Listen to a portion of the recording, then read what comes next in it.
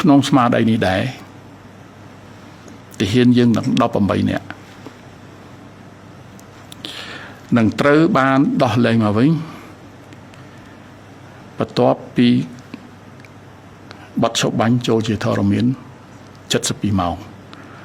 បានន័យថាស្អែកថ្ងៃត្រង់ម៉ោង12គឺជាការ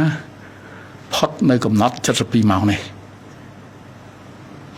ខ្ញុំបានសួរបញ្ជាក់ទៅខាងភេកីថៃថាតើកាកបាទក្រហមអន្តរជាតិគណៈកម្មការកាកបាទក្រហមអន្តរជាតិបានដឹងនិងសម្របសម្រួលបញ្ហានេះហើយឬនៅក៏ថាបានហើយអញ្ចឹងយើងក៏ត្រៀមលក្ខណៈដែរហើយសង្ឃឹមថាมันមានបញ្ហាអីកើតឡើង